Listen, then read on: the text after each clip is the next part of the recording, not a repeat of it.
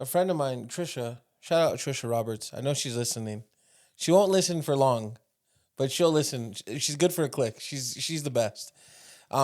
She was like, dude, like she called me and she was like, yo, I don't know when your podcast starts. Or she texted me because she doesn't call. I learned that. She doesn't like when you call her. Text her. And she was like, I don't know when the podcast starts. And then like a couple seconds later, she's like, oh wait, no, there it is. So I think maybe we should just jump right in. I think we should jump right. Is this thing on? Are we recording there? Are we recording there? Welcome to the Fully Lacking Podcast, episode 4. Round of applause for the beautiful people in the building. Listen. We're back for episode 4. That means we had 3 prior to this. That's how math works. Jeez Louise, lemon squeeze, believe we are here, buddy. We're here. Animated, how they say I am. Amazing how they say Anthony is. If you don't know who we are, my name is Drew. This is my co-creator, co-host, Anthony.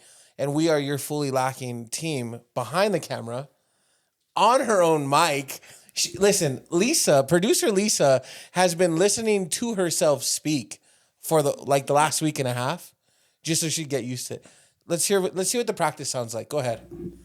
Hi, everybody. See, she does that. I don't know why she doesn't just talk normal. She goes into like 900 number mode. Hey, everybody. What are you doing, I'm wearing dude? satin. Whoa. Chill out. Whoa. Hold on for a second. Watch your mouth. That's my girlfriend you're talking about. I'm just saying that is the voice that she puts on. It's not on the board.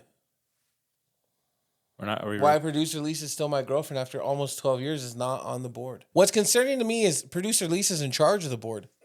I've expressed numerous times, make sure you put this on the board. Anyways, dude, how are you, bro? It's good to see you. I haven't seen you in a little bit. I was gone. And then, right? Well, I'm pretty sure I saw you like last night. It feels like it. If not, I mean, like on the podcast. On the podcast. We haven't sat in these chairs for a little over a week. Gotcha. Yeah, it has been a little bit of a... It's been longer than usual. It's been a long week. We want to get into that? We can, yeah. So I had a work conference, right, in Las Vegas, Nevada. Very calm, very respectful city of Las Vegas, Nevada. Flew out on a Wednesday, got there Wednesday morning, came back on a Saturday afternoon. Saturday evening, I was home, comfortable. Early Sunday morning, my son, Rufius, had an asthma attack. And if you guys know anything about Rufius, my son, you know that when he was almost the age of 2, we almost lost him to pneumonia. Lung collapse, boy was on life support. Shout out to him for being a survivor. Enough of that. Once again. You could say he's a child of destiny. Absolutely. Not the Destiny's Child, though. Survivor Destinies. I love it. See what I did there? there? That was really good. Sorry. Okay, go ahead. Hold up. What did he say? Hold up. I just dissed you. That's old school battle rap, by the way. Anyways, so Rufius had a asthma attack. He needed all the attention on him, something like his father, I guess. Uh-huh. So he was respectfully admitted to the hospital on Sunday. I'm glad he wasn't disrespectfully admitted. Correct. Yeah, that would have been tough. Mm-hmm. He left the hospital on Wednesday afternoon. Me and producer Lisa took shifts. She was there for the easier shift at night. I was there during the day. And we'll agree to disagree. I believe it was an easier shift at night. I'm just saying. I think it was easier. You got to come home and sleep. Once again, why are you talking with negative 17 decibels? Talk normal. I am talking normal. Is she talking normal? You've heard her talk forever. Well, I think... I know. Let me tell you something. I think, God, dude. It takes practice. Give her a break. Anyways. I'm talking normal. You're talking quiet. You can talk loud. You don't like it when I yell at you. All right. I'm sure he does. You know what I'm saying? That's fair. I think he's into that. But anyways, so Rufius is back home. He is doing well. He's still a little asthma-y. I mean, you've seen him do a couple treatments while he's been here, but he's doing better. He's home with us, and that's all that matters. So it was a long week for us. You, my friend. Yeah. Had a long week as well. You were at my house a couple nights this week. Yeah. I very much invited you, though. So it's not like you just showed up or anything. It's not really your style. I don't think anyone was thinking that, but I appreciate you. Yeah, my bad. For that. I just wanted to clarify it. It's fine. Yeah, I had went through a breakup, so those are difficult. I think I can happily say that it was mutual and amicable. Not big explosions and fireworks. That's weak. what- It's unfortunate for the public. It's not the entertainment the people need, but it might be the information the people need. I agree. Yeah. What percentage of breakups have been hateful, explosive? You love talking about exes on this podcast, so let's just get into it. Yeah. My breakups have all been very bad. Well, let me rephrase that. There's only one ex-girlfriend that probably thinks ill of me, though. Honestly. That intrigues me. Yeah. I don't Don't worry your about body it, dude. language It's is about just you. Don't your make it body about language me. is not looking comfortable. So Nah. we'll get back to me. Look, I'll be the vulnerable one here. Drew's done very well at one, yawning, and then two, also just being the open book here on the podcast. Yep. I think that mine are probably half and half. I've been told, "Oh, I'm gonna commit suicide." Oof. That's it. Can we That's just emotional talk about- manipulation. Okay. I mean, if we want to get into that bag, but it's a power punch. I mean, that's a hard right hook because you want to respond. I said it once. I'm not going to lie, dude. I said it. Oh, you've used Yep. that. I was thinking someone's used that on you. No, well, but then both. I Both, had- for sure, both. For okay. sure, both. Same but people? Like no, you no, to no. them and then back? No. Okay. I've said it, though. I said Romeo it. and Juliet out here? I really thought that I was going to. I was heartbroken. Codependency? This is supposed to be my vulnerable moment, and of course I shifted to you. This is just what I do you do. think? What would you account it for? Like, what would it have been? Codependency? What do you think it is? Wait a second. Producer Lisa. Wait a second. No. In this with her? No. No. Oh. What do you think it would have been? Okay, we could use a woman's perspective Yeah. on this topic. You being codependent? Do you think that's a thing? Do you think I was codependent? Yes. Like always? No, you've grown. Oh, well, thank you, Producer Lisa. Did you want me to tell you that you were not codependent? No, that'd be codependent. Hey. Hey, I was just trying to figure out. Like, I honestly, if we're speaking truthfully, you can't crucify somebody for feeling big feelings, right? Because I think we've all said things incredibly out of pocket when emotionally damaged. You seem to be justifying it a little bit. I'm not. It's textbook No. emotional manipulation. It really is. But it also could just be their emotions. But that's the emotion part and the emotional manipulation. It's still manipulation. Let's be real here. Have you ever said it?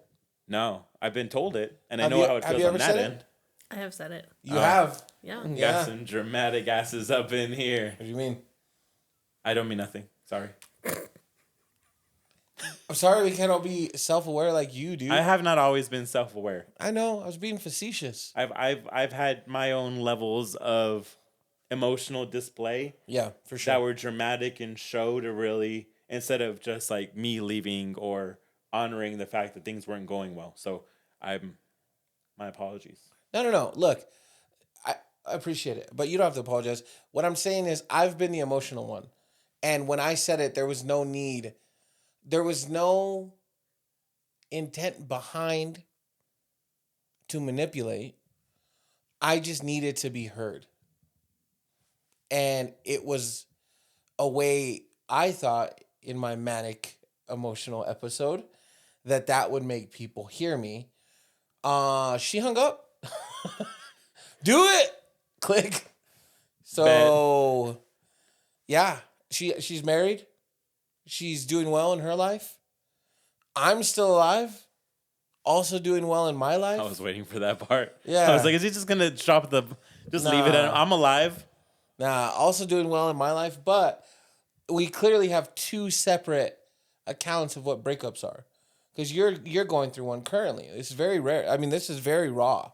Yeah. I mean, it's fresh, right? I was hesitant to Yeah, I get know. into We this. talked about the group Yeah. chat was lit today for sure. Yeah. But I want to say respectfully that Bethel and you guys were awesome to be around for sure. And I think that you two being the humans you are allowed you to move forward in a amicable way because Bethel's very mature. You're very mature. You guys are also very emotionally sound to an extent, right? Of course, you guys are still humans, but I mean, I think producer Lisa cried when she heard. I was sad. She was sad, and I was sad for you because we were together. I mean, not when it happened, obviously, but it was the first time I've ever been around. And I will say this, and I think this is to your testament and also to hers, right? It's a testament to your guys' character. That's what I mean. It's the first time I've ever been around a friend that I care about that went through a breakup that was not nasty, disgusting, derogatory, tear downy, whatever you want to call it. You were the opposite. You're like, she's awesome, man. That's like wild.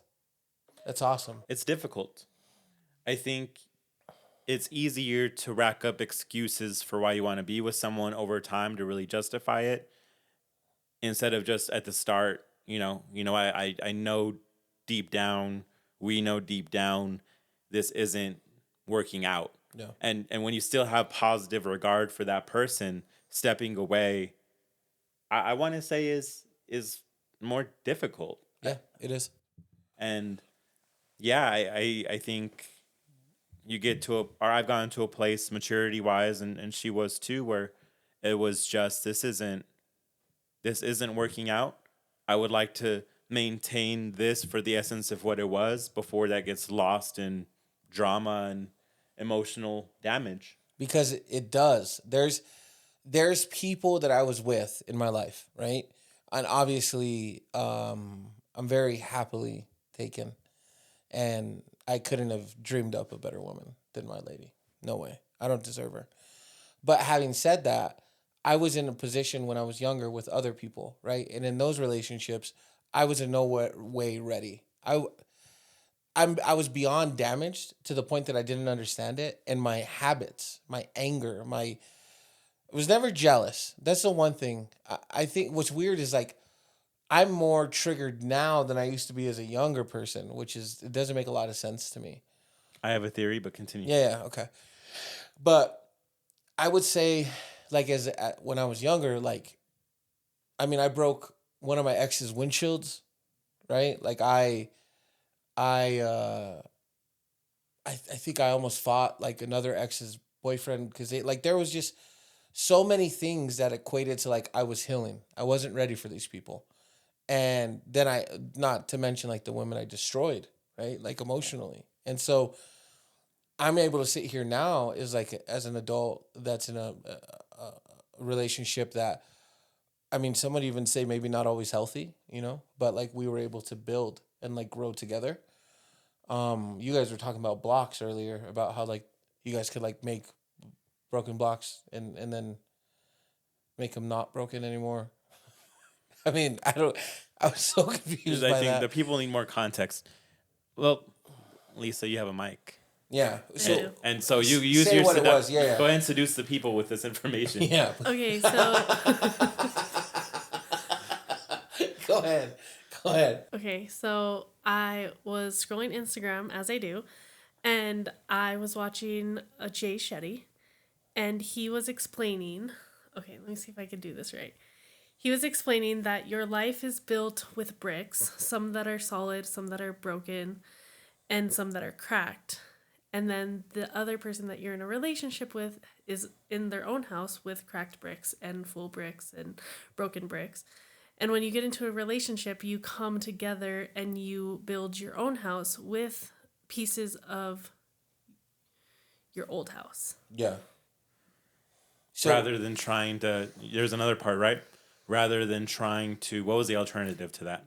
Rather than forcing the one to live in one house and leave theirs. right. Yeah. So and I think it makes sense. I think that at the moment it didn't make sense because I forgot how masonry worked, right? I'm like, you can't take a broken brick and make it a fixed brick. But it's okay, dude. I'm a little dumb sometimes. I'm a lot smart, which is funny because I'm a little dumb. But it makes sense because I think about it and like what happens when you force somebody to leave their quote Comfort unquote zone? house, right? Yeah. It creates a battle of power. Right? Like, first of all, whose house are we going to stay in? Yeah. And we don't mean like physically, we mean like metaphorically, States right? of mind. Yeah. And then secondly, it's like that house isn't going to suit that person. There's no way. They have to lose their identity to live in it, right? I think, and this is my true take on you and Bethel, and Bethel's the worst name, but we both know that's not her real Yeah, name. yeah. She has a beautiful name. She's a beautiful person. I think you two refused to give on very important things. And it was in the most healthy way I've ever seen. You could have terrorized that woman. She could have made your life tough. But you guys had enough compassion and care for one another to be like, dude, this is where we're at. This is a roadblock for me. It's a Yeah. roadblock for you. You deserve this. And I deserve this. We need to be selfish and also selfless. And here we go. Yeah. And it was, honestly, it's crazy because your relationship is always defined by like its ups and downs, right? Everybody will be like, oh, dang, look at them. They're going through, oh, they're so happy.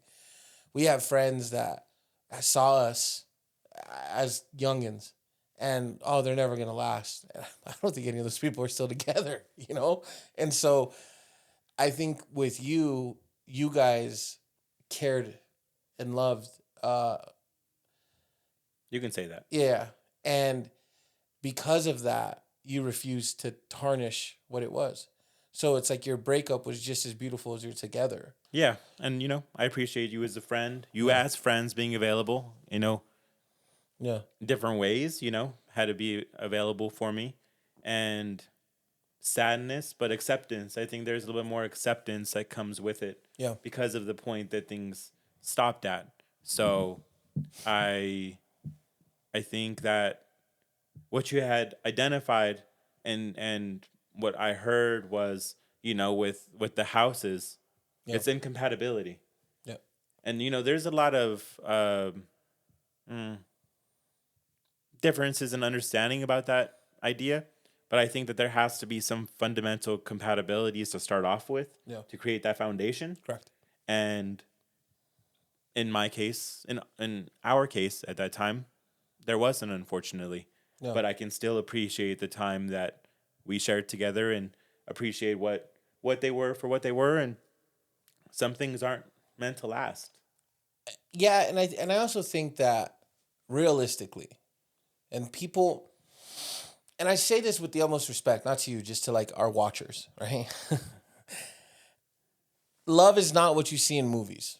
Love is not what they depict the feeling is.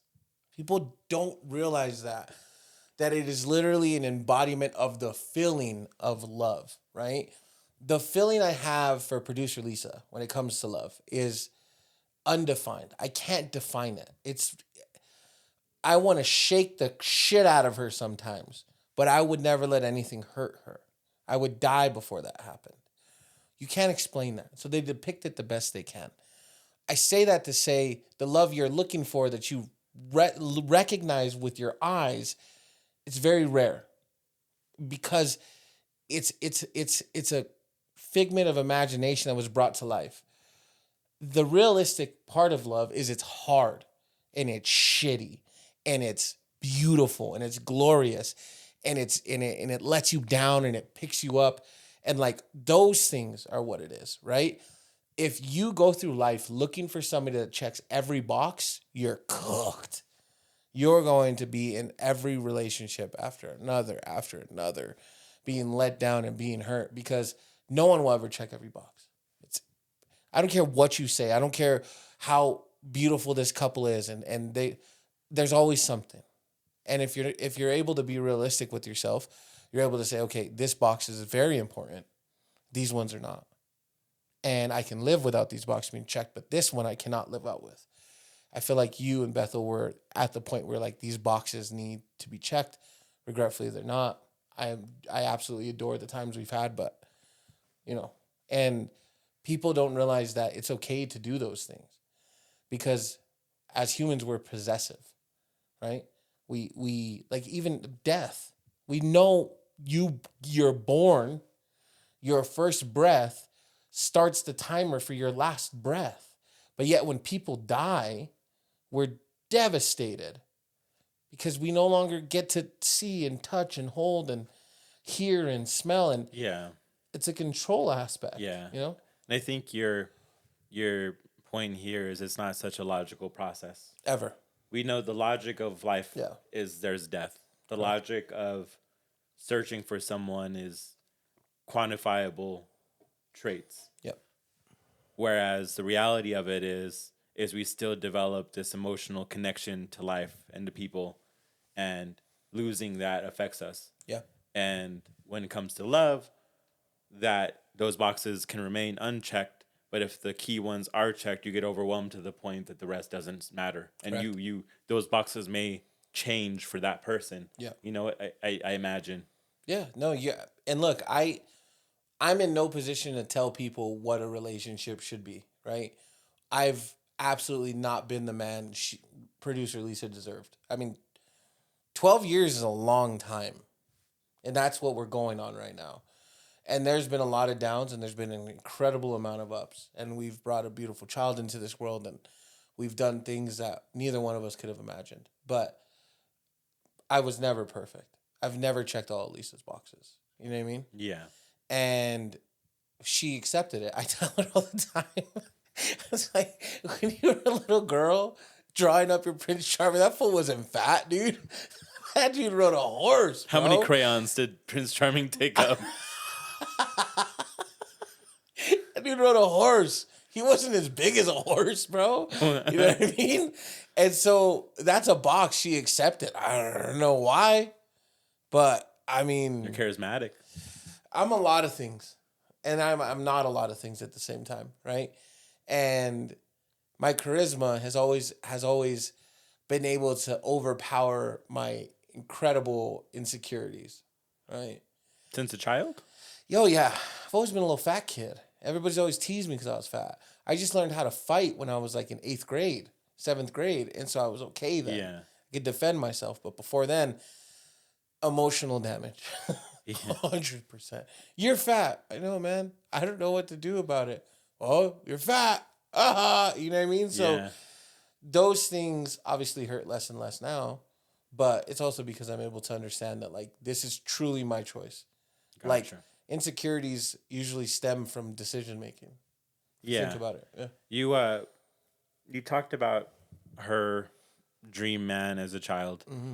What were some of your childhood dreams? Mine are loaded because I've always been a very. You guys call me extra. I was extra as a kid. I'm extra as an adult. I do things. I mean, I didn't need to spend $70 on balloons for your birthday, right?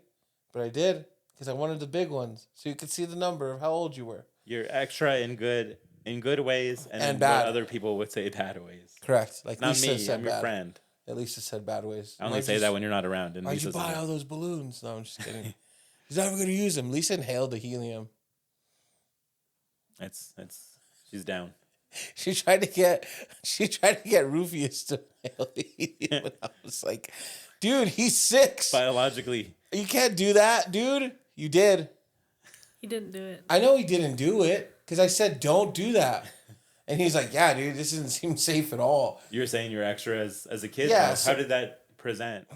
So like, I guess extra is like a weird term to use when you're a child, right? But I wanted to do everything so big.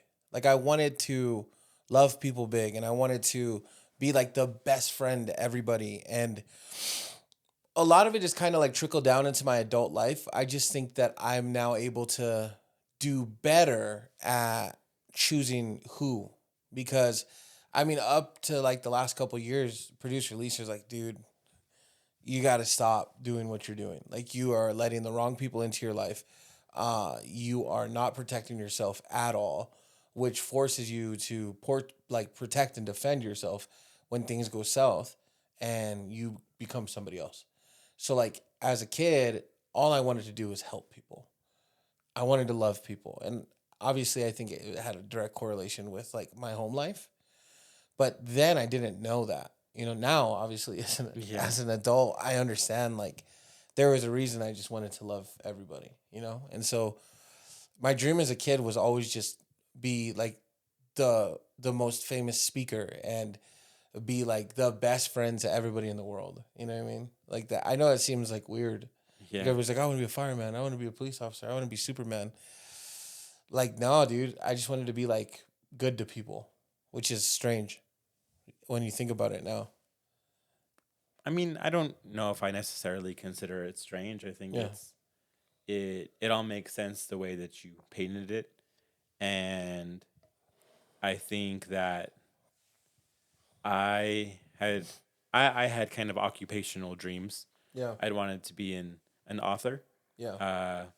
Then I wanted to be a comedian. I think I just making people laugh. I think you can connect with that, right? Yeah, Just for sure. the feeling of making someone laugh is just, you know, It's can different. light you up. And I think that that I had, I mean, for years I've had just little comedy skits, and even to this day, I still write comedy bits in my head. It's one of my bucket lists just to try comedy. Yeah. It's scary. I did it. Re- The Yeah. Looney Bin in Tulsa, Oklahoma. Oh wow. I did open mic night, and I'll never forget how they led me in. The guy knew it was my first time there. I had been there as a patron before, and he told the crowd, he's like, listen, to get up here takes balls. I mean, balls the size of church bells. And naturally comes along with that is a huge dong. Which brings us to our next comedian. And then he introduced me. And I did a bit, and I did it. It was 7 minutes, and I got the flashlight, and people laughed. And it was a euphoric feeling, but it was nerve wracking. 7 minutes is impressive for a first bit, you know? There's a video online somewhere. Oh wow. Yeah. Okay. Well, Don't good look for it you. up. So you're I'm next. definitely looking it up. Why don't we do it? I'll go to an open mic with you, dude. Okay. I'll do it with you. I'll go up Yeah. second. So if, like, depending on how you do, I'll bomb, because that's who I am. I'm serious. We should do that. We'll give it a shot. Yeah. Give it a shot one day. So you wanted to be an author. You wanted to be a comedian. And then my mom was a teacher, and she had got this poster that had how much math you need for every profession, and so I looked all the way to the bottom Yeah, because smart. math is terrible. Well, you calculated for that. Yeah, so Low number. yeah, so it was all the way. It was either a radio DJ, which I wasn't interested in, or a cameraman, and that was kind of one of my last like unfounded interests in becoming somebody before I chose the path of a therapist. Well, there's no math in therapy at all. No, there's really not. Except when Yeah. I'm counting them figures. Just kidding. I don't make money like that. That's a subtle flex. No, Not I subtle, don't. actually. If you knew anything about therapists, especially ones who work with families, it's not like that. You talk about money, and it's funny because I was thinking about this the other day. Do you remember like a bougie experience or like bougie experiences that you've created for yourself? Because I was sitting here thinking about it the other day. Like, I got a couple. Dude. Like, I just wanted to make sure I wasn't the only one. Like, can you think back in your whole life, like bougie things you've done? You're like, this is out of pocket. I can think of like bougie by perspective. Yeah. All right. Let me. You know what I mean? Well, let's do it. I Okay. want to hear yours. I felt rather bougie whenever my car was in the shop and I had a convertible. And I had never been in a convertible before in my life. I was college aged and I was driving around in a convertible and I just felt like the man. I felt like that was a bougie experience for me as someone who'd never had that kind of lifestyle. Like no roof lifestyle. Yeah. Like a no roof On lifestyle. wheels? You never been in a double wide? No, I said like I had been in a convertible. But you never driven one. I never driven one. How long did you have said convertible? It was a week. What kind of convertible was it? Oh, The I don't people need to know. know. Was I it a don't PT know. Cruiser? What was it? No, Was it a PT Chrys- Cruisers come in convertible? Yeah, was it a Chrysler Sebring? It might have been a Chrysler Sebring. Look, bro, let Michael me have Scott or what? the experience. I'm not mad at you. I'm not mad at you. It felt good.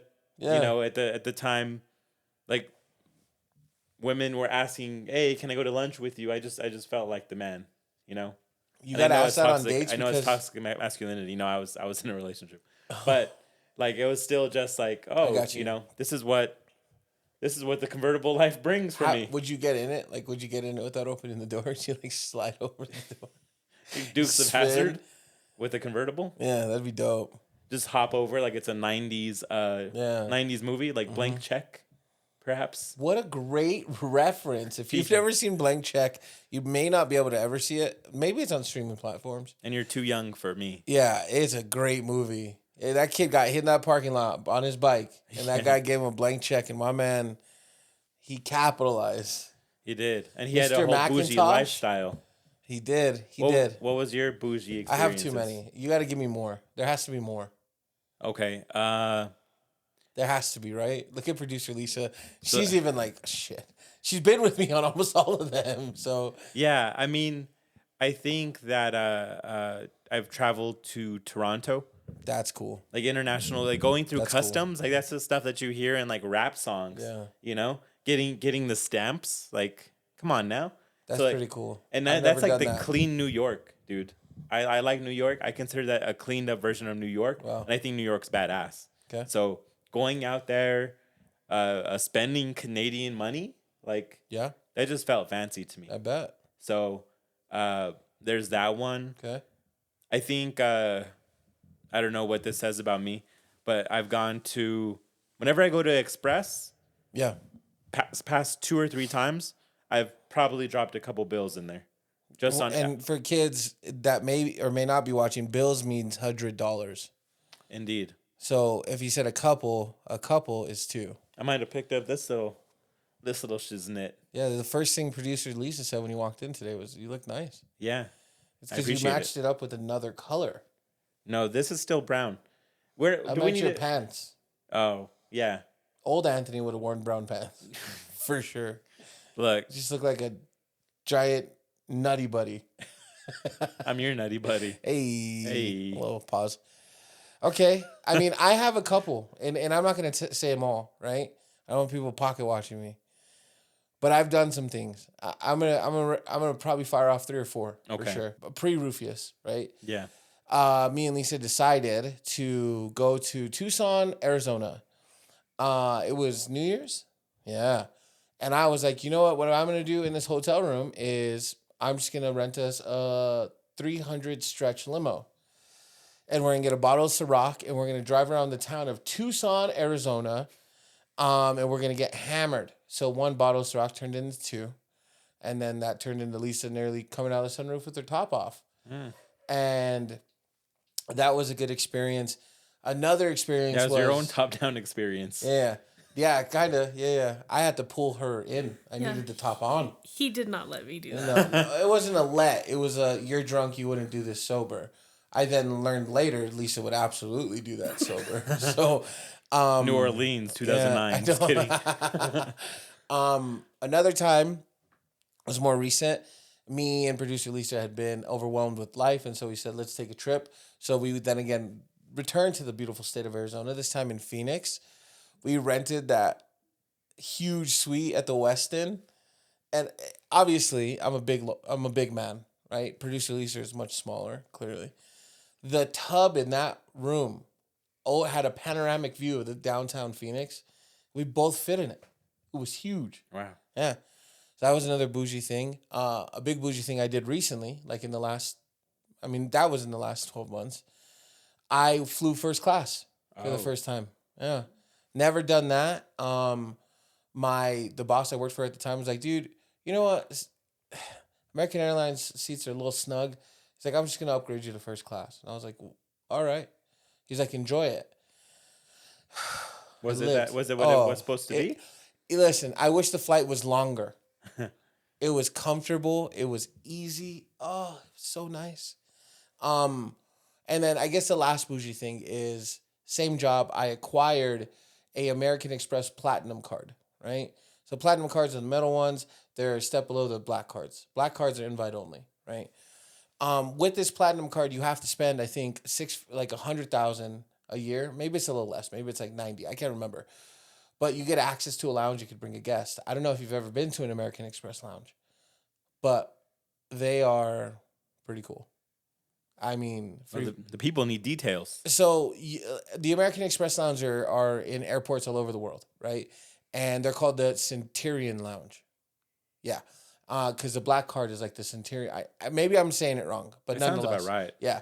So the black card is Centurion card. And so it's invite only, but nonetheless, if you have a card that allows you to go into these things, you go in, you check in, you give them your ID, your card, and your plane ticket along with your guest, because you have to spend so much to have a guest. And you go up an elevator and there's free food, there's free drinks, there's free Wi-Fi, there's workspaces. A lot of the times there's showers, there's bathrooms. I can't even tell you what it's like. It's just amazing. It's just like a little mini hotel combination it's area. cool. Yeah, it's super cool. And it's very enjoyable. And it's something I do regularly when I travel is I find one of those lounges. Nice. Because I mean, think about layovers. I was going to do it when I went to New York to record my last album, and I didn't because I didn't think we're going to be laid over that long, and then it turned into 8 hours. And I should have just gone because I could have eaten for free, drank for free, hung out, Yeah. And when I see drink, I mean alcohol. Oh, everything. Not like water. Not just water. You get fountain drinks. You get food. Is what did we have last time? We had roasted chicken and potatoes and what was it? I just know there was cookies. Yep, they were good cookies. They were. Hold on. Side note. Am I the only one that likes to take a bite of a cookie and then drink something carbonated so it sizzles? I don't do that. I don't know why. It's very enjoyable for me. It's just cool. It's like Pop Rocks, but yummy. Yummy. What I had recently, little detour here, is my son Optimus. Okay. He had wanted some Oreos, but he wanted some design Oreos. And we found some space Oreos. And you don't know, last episode I got shamed for this. Shout out to wasn't this shamed. again. It wasn't shamed. The name of the episode was Tattoo Shaming. Anywho. And Ron Bell. It's good stuff. Anywho, my son Optimus is into space too. I mean, they travel through space to get to this planet and defend it, obviously. But foreign and domestic. Yeah. So, but it had these little designs on it. Additionally, the cream in the cookie was space colors, pink and blue, those kind of space colors. Like a galaxy. Like a galaxy. Uh-huh. And it had pop ink, it's 2 words. Popping candy inside the cream. Like a what are those called? I just said it. Pop Rocks. Pop Rocks. Yeah. I don't know if it was literally Pop Rocks. No, I flashback to episode 1. Dude, whenever he's gone, I eat those cookies, and then I just act like I don't know where they went when he comes back home. But I highly encourage them. They're limited time. If they're still in the stores, I'd recommend them. I'm sure Rufus would be able to enjoy those as well. Depending on producer Lisa, because I know producer Lisa. She's strict. She's on lock with nutrition, and I respect that. But look at her. Look at the dad. He's large. Life choices, people. Do better. I don't know, man. You were battling your kid over Oreos. The Decepticons were battling the Autobots. Yeah. Drake and Kendrick have been battling. They have. Drake and Kendrick have been battling? How do you feel? I feel that Drake is up 1-0. I don't want to be saying that. I've been a huge supporter of K-Dot, of old Kung Fu Ken. Kung Fu Kenny. And but I can't get over that silly ass intro that he has. I need, and then the beat changes and the cadences don't do him well. Drake was straight to the point. I think it sucks because he had to distribute his bars amongst 8 different people. The whole 20v1 thing. and Kenny had some nice bars. But if I'm looking at it, as you mentioned, from a old battle rapper perspective, old as in I used to do it, and old because I'm old. Both. Yeah, Okay. both connotations. I don't think that Kenny's matches up to Drake's in terms of battle rap standards. So, I think this is kind of going back to like one of the episodes we talked about this on. Everyone, Yeah. yeah, Drake will always make the catchier song. I said that. I do think Kendrick had sleeper lines. The YMW Melly line was crazy. I do like that callback. Like in 8 bars, I'll Correct. explain is very And then his Strategic. 20 verse 1, yeah. have It's to a go nice after flip. all the people you write. Like, there was a lot of things that he did. Now, you clearly can tell that Kendrick doesn't create, or maybe I'm wrong, right? But I don't feel like Kendrick created that for it to be like, to have like replay value. Which is wild. Which is weird because I mean, you go back to Drake versus Meek. Warpaint was good. It was a catchy song, right? Obviously, Charged Up was the same caliber, back to back, nail in the coffin, right? Yeah. No pun intended. Yeah. You good. fast forward to this. Hey, I got to give that up to yeah. you. You fast forward to this. Oh Boy did 2, right? What dropping or push ups, and then the AI, the Taylor freestyle, right? Or It's is an it interesting question if we count that. Taylor made freestyle? Is that what it Yeah. was? I'm That was a fun record. That was a fun record. You got the cease and desist, but it was a fun record. yeah. I shared it on my Instagram story. I was like, "Dang, Tupac responded before Kendrick did." It was 'Cause a his team- dirty move, and I can respect that. It was wild. As Snoop Dogg woke up and he said he had like 500 calls on his phone. He seemed to be pretty cool about it. Tupac's estate, not so much. Yeah, But Kenny's close. He had that unreleased audio or something on To Pimp a Butterfly. So you're not going to get away with having that up for long. And I wonder if Drake expected that. Yeah, I think that regardless, right? It's two incredibly talented MCs. I don't care how big of a hip hop head, and I know that I'm going to enrage a lot of them. Drake is an MC. Drake has a pen that is out of this world. He also has writers. It is what it is. Move on. The world's changed. Grow up. The fuck? Drives me crazy. We've talked about this too. People are like, oh, my top 5 were fucking Big Daddy Kane and blah. Bro, grow up, dude. And I don't exactly know how much credit those writers are going to deserve in this conversation. Drake has been battle tested and capable of writing bars since before he blew Correct. up. I was just listening and I posted on Facebook to my 8 friends that there's sad boy party is he had a beef with this artist named Arista, and he had some cold bars in there. Yeah. And then he had another song called like Good Night and Good Luck or something. Another cold diss track. So this is he's established. He's been battle tested, and obviously like you go through Jewish, light skin, True. a former child actor. Like he's had a Wheelchair target Jimmy. on his back for real. Wheelchair Jimmy. Wheelchair Jimmy.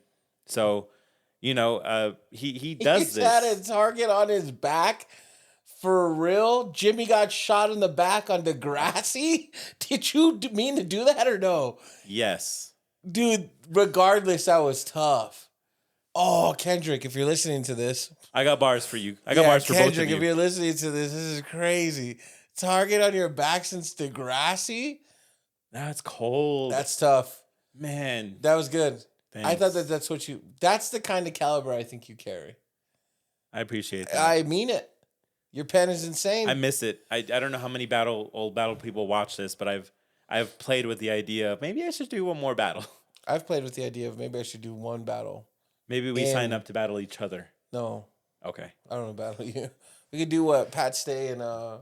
Well, I'm did. not doing it. Come on, dude. Compliment battle. You know how uncomfortable I get with compliments? You know. That's why I want to do it. Oh, that's fair. Yeah. Okay. Anyways, yeah. So you have Drake up 1-0. I don't even want to give one. I don't want to give a score. Really? I mean, Drake, That's not fun, right? Put it in the comments if you think that's fun and a boring take. Drake up. He's 1-0.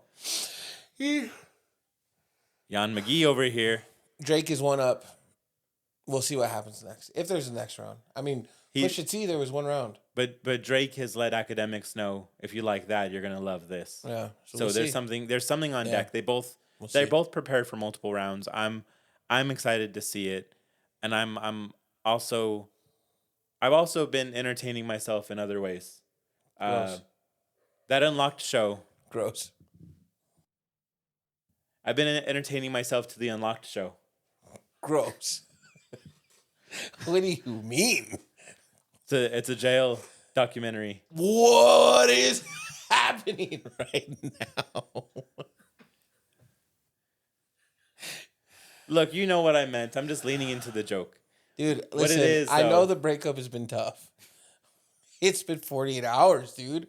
You're okay. Sometimes I feel like I'm just as lonely as they are. It's nothing that a glove and some lotion. Oh, stop, dude, right now.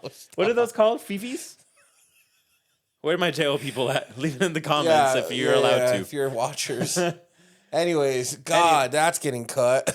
No, we're it's staying in. Anyways, No go pun ahead. intended. Hey, Oh my gosh. That could be staying in because they're not getting out of jail. That could be staying in. yeah. Anyways, I need to chill because our YouTube numbers say everyone's watching it further into the podcast. I need to stop wilding out. yeah. Thank you guys for that, by the Yeah. way. And girls. One Yeah. girl. Yeah, all of Producer Lisa. you. So, Anyways, the show Unlocked is about this sheriff at a county detention center who tries a new experiment. look at her. I mean, she is just She's chomping at the bit to watch this show now. It's No, really I good. already watched it. I told you about Oh. it. I Really? told him about Yeah. stuff too. He doesn't watch things. No, he doesn't. And it was the one I texted him about. Cinna was like, I've already been watching Yeah. it. Cinna's like, I'm done. Let me know when you're done and we'll talk. Yeah, it's good. It's really. I mean, the jail system. I mean, I've worked in it as a therapist with juveniles. I pay attention to it. I empathize because it's a terrible system, and it needs a lot of reform. So to be brave enough as this county sheriff to update and try something new with his name on the line, which he did, which is kind of handing some power over back to them, Yeah. is incredible. Just incredible documentary, and I think that it's something worth watching. But what's been your experience through your life with the legal, I guess, the incarceration? Not so much if you've been incarcerated, but how it's affected you. My mom went to prison That's when I was right. very young. Yeah, my first memory was, and I didn't know it until my Aunt Barbara told me much later in life. But I was playing in our house. I had like a hammer, like a Tonka toy hammer or something like that. And all of a sudden, like the doors open and all these black monsters ate me. So doors open, yeah, black monsters. Nah, dude, it was a raid, bro. Yeah. We got raided when we were young. I was probably like 2. I was right around 2. My mom went to prison for federal drug trafficking, federal charges for drug trafficking, and we relocated to Santa Fe. That's where my dad was raised, and then we moved back there, and my mom went to prison. Oh wow. So I can say that I don't know how it's impacted me. I think that it's always been something that I wanted to somehow break into, which is strange. But in the sense of like talking to people. One, because I feel like that place is made to break or make people. And I don't think incarceration does what we're led to believe it's there for. Not a I think rehabilitation. it's a money grab, a huge money grab. No yeah. disrespect to anybody who truly loves their crafts and incarceration, like the good COs, the good doctors, the good therapists that are there to make a difference. This is not a shot at you. This is a shot to the people who own private prisons and private jails and literally, rake in money. It's a thing. I don't think that what they're doing is good. I think it's counterintuitive. It's counterproductive. Yeah. There's people that will go to jail, come out addicted to drugs, come out violent, more violent. And it's because, one, I think the conditions in there, but two, you can't lock up people that have mental issues with other people that have mental issues And substance use or issues. substance issues or anger issues or codependency issue. Regardless, Issues. not everybody that's a criminal is a bad person, and I will be the first person to scream that at the rooftops. But you put enough people that are criminals in a place, you're going to find the bad people in there. It becomes its own criminal culture. Correct. And then criminal culture spills out, and Yeah. now you just have people who are more hardened, Yeah. more committed to the lifestyle. Because they had to adjust. That's how you. You have to conform to the environment you're in, or else you're dead. And I don't mean figuratively, I mean quite literally. You know, and Survival. so it's tough to put people that. And look, there's certain people that I would never give a pass for. Anybody, anything impacting a child, cooked. No, dude, burn. Lock them up. 9 times, put them under the jail, make them suffer, right? Or her, whoever it is. I don't think that like cold-blooded killers either. But even then, I'm like, dig into it. You know what I mean? Like, humans are humans, bro. And I don't side with anybody but the fact that like we're all imperfect. And listen, J. Cole said it, like anybody is a killer. You could if you get pushed to there. You know what I mean? And I think that some people were there before others, but a lot of it, the majority of it, other than true mental like illness, the majority of it was led and learned and taught, you know? Yeah. So- And some people are pushed from birth. And I've been fascinated with jail culture, not in a kind of glorification way Of or course this kind not, of like ignorant, like, oh, Yeah. look how entertaining they talk and that sort of thing. no. But the dynamics in jail and just how they adapt, the adaptation to me is just really intriguing. Yeah. And that's also, I was telling you earlier about the documentary called The Work with Folsom Prison and the men's That I'm groups, really excited which is, about I watching kind of too. want to go out to do that. Yeah. Like it's intense. It's strictly obviously men because it's a men's prison, Yeah. but the style of it is like in some sessions they had like, hey, like just let it out, and it was really like intense, like go ahead and let it out, and they're just like primal animal screams, like kind of holding them down, letting them let it out Yeah. so they feel safe. Yeah. And it's just sad, I think, with the amount of rage and anger that men build up Yeah. to get to that point over our life because of socialized stuff and all the stuff that happens. It's just Yeah. really it was really powerful to me. It's just the decisions you make in your life will always have repercussions, regardless. And some people make much worse decisions than others, and those decisions don't allow you to come back from it. But if you're watching this and you think that you're better than anybody, remember the decisions that you were able to come back from and how much of a small twist of the knob that would have been different and you couldn't have come back from it, right? If you're able to think like that, then you are able to give grace where it's needed. And I mean, I don't know why I'm so fired up about this. It's your Al Bundy speech time, Yeah, homie. but it's like, come on, dude. Like, just be good to each other. Like, we're all the same. We just wear different outfits, bro. If you think about it. I mean, You know what I they're in jumpers. We're out Right. here. Right. Yeah. Yeah. I almost broke today, dude. Really? There was an ADHD family misunderstanding. Ooh. Okay. And my son was supposed to go to an appointment, and was pretty sure I communicated to my mom, you need to pick him up from school and take him to the appointment. But my mom thought she was just picking him up from the appointment. So she got there, and they're like, he's not here. And she's like, well, where is he? And she's letting me know, hey, I'm not with him. And I almost freaked out at my therapy office. Like, what do you mean? Yeah. And then I realized, oh, he was just never picked up from school to go to the appointment. The office made the mistake of telling her that he was in session, and then if he wasn't, the school couldn't tell my mom that he was there because even though she's an emergency contact, and you see how all of these little things Yeah. add up. And I had about, before I realized what happened, about a minute or two of just devastation Wow. and like an anxious breakdown. And I had to kind of woosah Yeah. myself. Shout out to Bad Boys, which I think there's a new movie. And there's Anywho, about to be one. Yeah. it was a crazy situation, and who knows where that could have taken me. You know what I mean? I agree. Dude, today they called me from Rufus's school and they're like, hey, just confirming you're checking out Rufus right now. And I was like, what do you mean? Oh, I was like, what are you talking about? They're like, yeah, we see you at the door. You're just here to get Rufus. And I was like, nah, man. His mom picks him up at school, after school, not right now at like 1:00. Are you sure? I'm like, well, what Rufus are you talking about? Because it's a pretty unique name. Yeah. And Rufus is quite a unique there's name. 2 Rufuses in that school. Oh. 2 Rufus Rubles in that school. It's a little mistake. And people make little mistakes, but they can have big impacts Yeah. sometimes. So could you imagine they pick up my son and your dad's out there, he goes out. You know what I mean? Like, I don't know. That's crazy. That could be scary. I mean, that could be scary for a kid, scary for everybody. I mean, what the scariest thing about that is like the control we think we have over our kids, but we don't. Ladies and gentlemen, that's it, dude. However you identify in between, you've reached the end, bro. You've reached the end. Episode 4 is done, fully lacking. We're here. My co-host, Anthony. Close us out, buddy. Yeah. If you go to radioshack.com and put in fully lacking, you'll get a discount code that will allow you to get anything from their store for free. For free. Yeah.